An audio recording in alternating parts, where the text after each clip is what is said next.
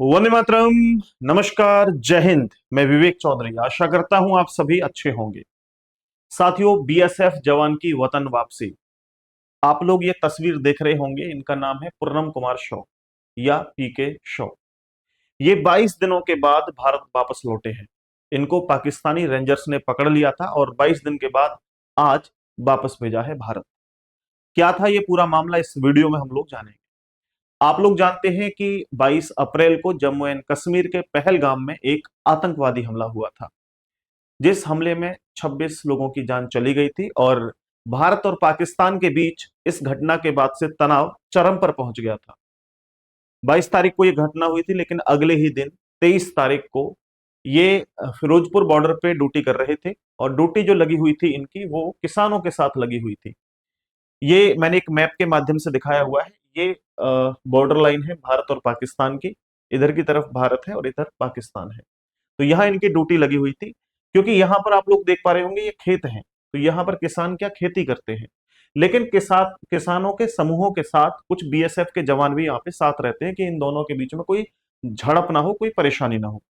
तो यहाँ जब ये लोग खेती करते हैं तो कई बार ऐसा होता है कि भारत के जो बीएसएफ के जवान हैं वो इधर सीमा में चले जाते हैं और जो पाकिस्तानी आर्मी के जवान हैं वो इधर भारत की तरफ आ जाते हैं। लेकिन इसमें कोई परेशानी नहीं है। ये बीएसएफ और पाकिस्तानी आर्मी मिलकर के जो है, ये रेंजर्स मिलकर के आपस में सुलझा लेते हैं और वापस चले जाते हैं, कोई दिक्कत नहीं है। इसी तरीके से ये अपनी ड्यूटी कर रहे थे। पीके शॉ इस तरफ बैठे हुए थे। यहाँ काफी गर्मी थी तो इन्हें एक पेड़ दिखाई देता है थोड़ा दूर। तो ये उस पेड़ के नीचे आराम करने के लिए चले जाते हैं। लेकिन वो जब आराम कर रहे थे तो पाकिस्तान की तरफ से कुछ रेंजर आते हैं, इन्हें पकड़ के अपने साथ ले जाते हैं। जब इनकी आंखें खुली तो इन्हें पता लगा कि जिस पेड़ के नीचे वो आराम कर रहे थे वो पाकिस्तान की सीमा में था। क्योंकि 22 अप्रैल को ये घटना हुई थी और सीधा सीधा आप लोग जानते हैं आतंकियों का जो साथ दे रहा था पाकिस्तान, तो हमने सीधा पाकिस्तान को टारगेट किया था। इस वजह से दोनों देशों के बीच तनाव बना हुआ था। तो इस कारण से पीके साहू को पकड़ लिया गया और इन्हें अपने साथ पाकिस्तानी रेंजर्स पाकिस्तान लेके चले गए। अब काफी बीएसएफ ने कोशिश की कि इनको वापस दो, इनको वापस दो, लेकिन इनको वापस नहीं दिया गया। लेकिन 22 अप्रैल को जो हमला हुआ था, इसके बाद जो भारतीय सरकार है और भारतीय सेना है, इन्होंने मिलकर के फैसला लिया था कि हम आतंकवाद के खिलाफ कड़ा एक्शन लेंगे। तो इन्होंने 7 अप्रैल को एक ऑपरेशन चलाया, ऑपरेशन सिंदूर। आप लोगों ने सबने देखा होगा और मैंने भी ये काफी न्यूज कवर की थी। तो 7 मई को ये जो है ऑपरेशन सिंदूर चलाया गया था, जब पाकिस्तान के अंदर घुस करके एयर स्ट्राइक की गई थी और 9 आतंकवादी ठिकानों को ध्वस्त किया गया था, जिसमें करीब 100 से भी अधिक आतंकवादी मारे गए थे और टॉप लेवल के कमांडर आतंकवादी जो थे वो मारे गए थे। इसमें मैंने काफी अच्छे से कवर किया था। लेकिन वो एक अलग मैटर रहा। लेकिन पाकिस्तान बौखलाया हुआ था इस मैटर को देखते हुए, इनको वापस नहीं कर रहा था। हालांकि बीएसएफ के अधिकारियों की तरफ से कई बार जो फ्लैग मीटिंग की गई थी पाकिस्तान रेंजर्स के साथ, लेकिन कोई उसका हल नहीं निकला था। काफी बार इन्होंने कोशिश की थी कि भाई इनको छोड़ो छोड़ो वापस, लेकिन नहीं किया था। फिर एक दिन क्या होता है कि पाकिस्तान का जवान, राजस्थान में एक जगह है श्री गंगानगर, वहां भी बॉर्डर लगा हुआ है भारत और पाकिस्तान का। तो पाकिस्तान का एक रेंजर भारत की तरफ आ जाता है। अब भारत के जो बीएसएफ के जवान थे वो उस रेंजर को पकड़ लेते हैं, पकड़ के अपने पास रखते हैं। अब पाकिस्तान के साथ में एक और डील की जाती है कि भाई एक काम करो, हमारे पास तुम्हारा जवान है और तुम्हारे पास हमारा जवान है, दोनों को वापस करो। लेकिन पाकिस्तान तैयार नहीं हुआ। पाकिस्तान तैयार क्यों नहीं हुआ? क्योंकि पाकिस्तान और भारत के बीच लगभग युद्ध जैसे हालात थे और भारत अपनी तरफ से स्ट्राइक कर रहा था और पाकिस्तान भी लगातार स्ट्राइक ही कर रहा था। लेकिन जवाबी कार्रवाई में भारत ने बहुत ज्यादा नुकसान किया पाकिस्तान का। अब इससे पाकिस्तान काफी घबरा गया। भाई ये क्या गजब हो गया, हमने तो कभी सोचा भी नहीं था कि इस तरीके से जवाब देगा भारत। तो अब इसने सहायता लेने की कोशिश की, कभी चीन के पास गया, कभी कभी अमेरिका के पास गया, कभी रूस के पास गया, मतलब अलग अलग देशों से, सऊदी अरब के पास गया। किसी भी देश से कोई भी लाभ तो मिला नहीं, कोई भी इसको सहायता नहीं मिली। मिला तो केवल ये जवाब कि जाओ फैसला कर लो तो ही बच पाओगे, नहीं तो गड़बड़ हो जाएगी।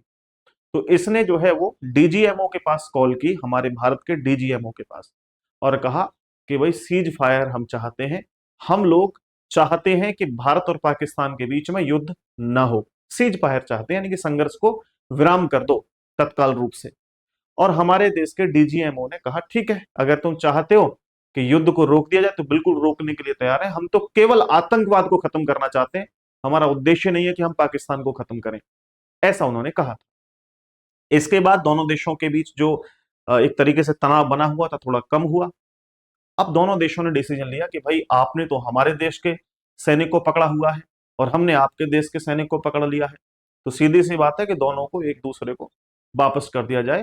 तो इनको जो है वापस कर दिया गया। आज सुबह अटारी बॉर्डर के थ्रू 10:30 बजे इन दोनों को जो है वो एक दूसरे से जो है एक्सचेंज कर दिया था। पाकिस्तान का जो रेंजर था पाकिस्तान चला गया, भारतीय जो जवान थे पीके शॉ ये वापस आ गए। हालांकि ये बहुत अच्छी खबर है, बहुत ही खूबसूरत खबर है साथियों। इसके अलावा मैं आपको बता दूं, आप में से कोई भी स्टूडेंट किसी भी वनडे कॉम्पिटिटिव एग्जाम की तैयारी कर रहे हैं तो आपके लिए हमारे पास एक जबरदस्त ऑफर के साथ एक टेस्ट सीरीज का जो है कंप्लीट टेस्ट पास है। तो आपको मैं थोड़ा इसके बारे में समझा देता हूं। अगर आप में से कोई भी स्टूडेंट इसको लेना चाहें तो बिल्कुल ले सकते हैं। ये इनकी तस्वीर है आज की, और ये तस्वीर इनकी पहली तस्वीर है, काफी वायरल हुई थी, आपने देखा होगा। देखिए हमने जो है एक टेस्ट सीरीज तैयार की है आपके सारे एग्जाम्स को देखते हुए। टेस्ट सीरीज का नाम है टेस्ट पास टेस्ट सीरीज। इसमें क्या है, बिल्कुल एग्जाम वाला पैटर्न है और 300 से भी अधिक एग्जाम्स के लिए टेस्ट यहां पर आपको दिए जाए। आप लोगों के लिए बहुत सारे से प्लेटफॉर्म हैं भारत के अंदर जो आपको ये टेस्ट दे रहे हैं, लेकिन किसी ने फीस 600 रुपए, किसी ने 500 रुपए, किसी ने 400 रुपए इस तरीके से रखी हुई है। वही टेस्ट आप लोगों को हमारे एप्लीकेशन कंपटीशन गुरु पर मात्र 59 में मिलने वाले हैं।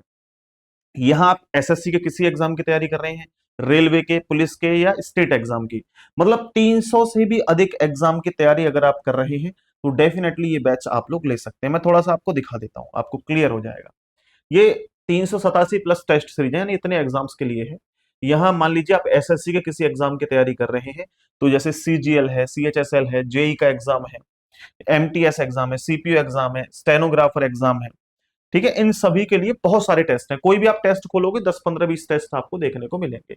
एग्जाम्पल के तौर पे सीजीएल का खोलेंगे आप, तो सीजीएल के अंदर जैसे ही ओपन होगा तो यहां देखो सेक्शनल वाइज टेस्ट है, प्रीवियस ईयर पेपर है 2018, 19, 20, 21, 22 सबका, full length mock test tier 2 का है ना। ये सारे के सारे मतलब बहुत सारे टेस्ट हैं, है ना। फुल लेंथ मॉक भी है, आप यहां जाओगे और देखोगे कितने सारे टेस्ट डले हुए हैं, यानी बहुत सारे अनलिमिटेड टेस्ट हैं। और केवल सीजीएल के लिए नहीं, हर एक एग्जाम के लिए। मैं आपको रेलवे के लिए दिखाता हूं। जैसे अगर आप रेलवे के एग्जाम की तैयारी कर रहे हैं, यूपी का एग्जाम है, यूपी पुलिस, यूपीएसआई, रेलवे के एग्जाम के लिए है, आरआरबी, एनटीपीसी हुआ, एएलपी हुआ, यहां पर सभी के एग्जाम के लिए देखो ये रहा। यहाँ पे आरआरबी, एएलपी, आरपीएफ कांस्टेबल, है ना, आरआरबी, एनटीपीसी स्टेज 1 इसको देखेंगे तो स्टेज 1 में भी आपके लगभग 15 मॉक टेस्ट डले हुए हैं। हर एक एग्जाम के लिए जो भी दिमाग में आता है उसी एग्जाम के टेस्ट सीरीज यहाँ पे मिल जाएंगे। किसी भी एग्जाम की तैयारी कर रहे होते हैं तो टेस्ट सीरीज बहुत जरूरी होती है, क्योंकि इससे हमारी स्पीड बढ़ती है, एरर फ्री हम होते हैं और एक्यूरेसी हमारे अंदर आती है।